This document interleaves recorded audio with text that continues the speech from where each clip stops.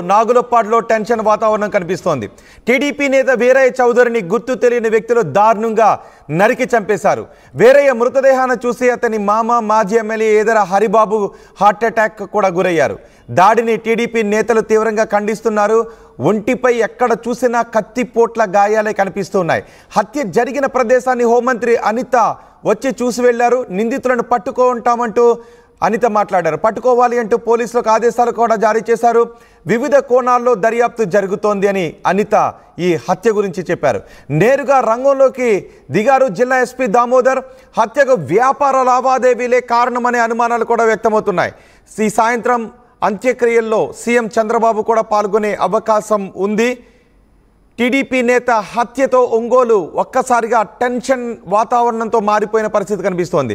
రెండు ద్విచక్ర వాహనాలపై వచ్చారు దుండగులు. ఆ ద్విచక్ర వాహనాలపై దుండగులు వస్తున్న దృశ్యాలు కూడా మీరు ఆర్టీవీ స్క్రీన్ పైన చూడొచ్చు. ఇప్పుడు మీరు 2 బైక్స్ పై వస్తున్న దృశ్యాలు చూస్తూ ఉన్నారు. వారినే అనుమానితులుగా భావిస్తూ ఉన్నారు.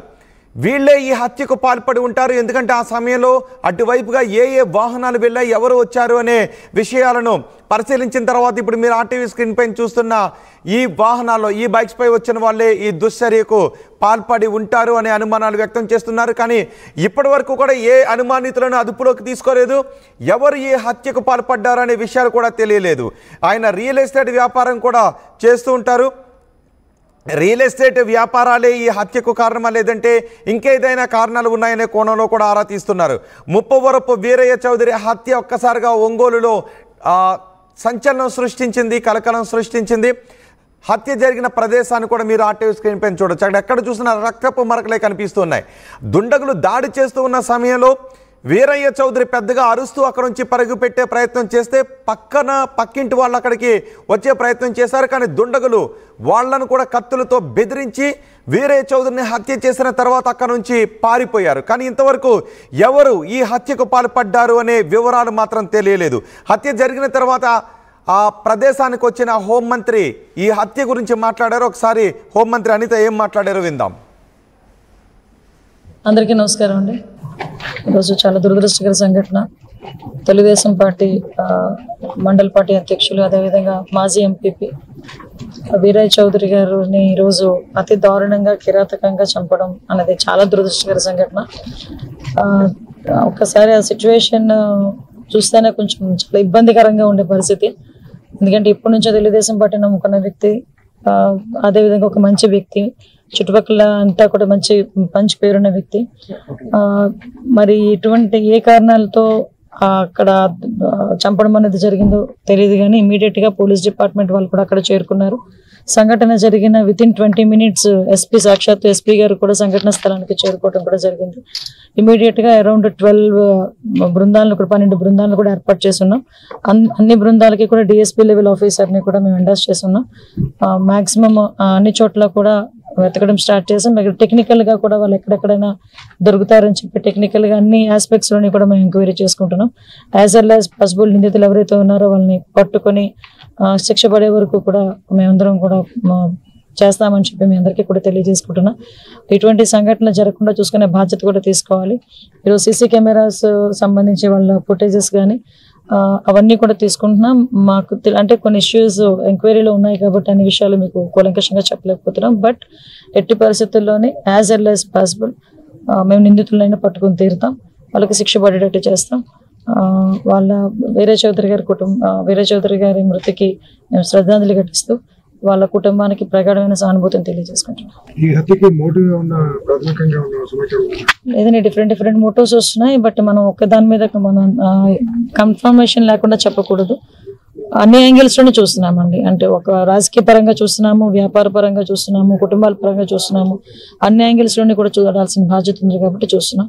ఇమీడియట్ గా గౌరవ సీఎం గారి ఆదేశాల మేరకు నేను కూడా ఇప్పుడు ఈ టైంలో ఇక్కడికి రావడం జరిగింది. అదేనండి, మేము అన్ని యాంగిల్స్ లోనే చూస్తున్నాం. ఒక యాంగిల్ అనే కాదండి, పొలిటికల్, ప్రొఫెషనల్ గా ఉండేది కానీ, బిజినెస్ పొజిషన్ కానీ, ఫ్యామిలీ ఇష్యూస్ కానీ అన్ని యాంగిల్స్ లోనే చూస్తున్నాం. ఇప్పటికీ మీకు 12 బృందాలు ఆల్రెడీ ఫీల్డ్ మీద ఉన్నాయి. అందరికీ నమస్కారం అండి. హోంమంత్రి ఈ హత్య గురించి, హత్యపై జరుగుతున్న విచారణ గురించి మాట్లాడారు. అన్ని కోణాల్లోనూ ఈ హత్యకు కారణాలు ఏంటి అనే విషయంపై అన్ని కోణాలను, వ్యాపార లావాదేవీల, రాజకీయ కారణాలు, ఇంకేమైనా కారణాలు ఉన్నాయనే అన్ని కోణాల్లోనూ విచారణ జరుపుతున్నామని చెప్తున్నారు. 12 బృందాలు ఈ హంతకుల కోసం గాలిస్తున్నారు అని హోంమంత్రి అనిత చెప్పారు. పోలీసులకు కూడా స్పష్టమైన ఆదేశాలు జారీ చేస్తామని చెప్తున్నారు. పోలీస్ అధికారులు కూడా మాట్లాడారు. ఒకసారి పోలీస్ అధికారులు ఏం మాట్లాడారో చూద్దాం. మండల ఎక్స్ ఎంపీపీ, ఈయన టీడీపీ లీడరు. ఆయన ఈ అపార్ట్మెంట్లో ఆయన బిజినెస్ సంబంధించి వ్యవహారాలు చూసుకుంటుండగా ఆయన స్టాఫ్తో 7:34 మధ్యలో ఒక 4 కుర్రాళ్ళు రావడం, అతన్ని స్టాబింగ్ చేయడం, మళ్ళీ 7:36కి అంతా కూడా ఇక్కడి నుంచి వాళ్ళు 2 వీలర్స్లో పరారు అవడం జరిగింది. సో అతన్ని హాస్పిటల్కి షిఫ్ట్ చేశారు. అతను చనిపోవడం జరిగింది. సో ఈ టీమ్స్ అన్నీ కూడా ఎవరు ఏంటి అనేది అతనికి ఉన్నటువంటి ఎవరు చేసే అవకాశాలు ఉన్నాయి అన్నీ కూడా వెరిఫై చేస్తున్నా. Shortly we'll find out. Almost ఇప్పటికిప్పుడే ఒక 6 మంది సిఐల్ని, అలాగే 10 మంది ఎస్ఐల్ని కూడా డిప్లాయ్ చేయడం జరిగింది. అలాగే సీసీ కెమెరాస్, ఈ చుట్టుపక్కల ఉన్నటువంటి ప్రతి ఏరియాలో ఎవరు వచ్చారు, ఎక్కడి నుంచి వచ్చారు, ఇవన్నీ కూడా అనాలిసిస్ చేస్తాం.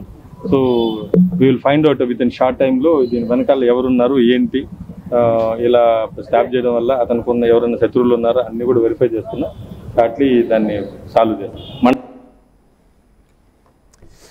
అన్ని కోణాల్లోనూ విచారిస్తున్నామని పోలీసులు చెబుతున్నారు. రాత్రి 7:40 సమయంలో ఈ హత్య జరిగింది. ఆయన అపార్ట్మెంట్ దగ్గర ఈ హత్య జరిగింది. ఎక్కడైతే హత్య జరిగిందో ఆ అపార్ట్మెంట్ దగ్గరే మా ప్రతినిధి శ్రీనివాస్ ఉన్నారు పూర్తి సమాచారం అందించడానికి. ప్రస్తుతం అక్కడ పోలీస్ పహారా కూడా కొనసాగుతుంది. శ్రీనివాస్, ఏదైనా ఆధారాలు దొరికాయా ఇప్పటికీ పోలీసులకు? హత్య జరిగిన ప్రదేశంలో ఎటువంటి పరిస్థితులు కనిపిస్తున్నాయి?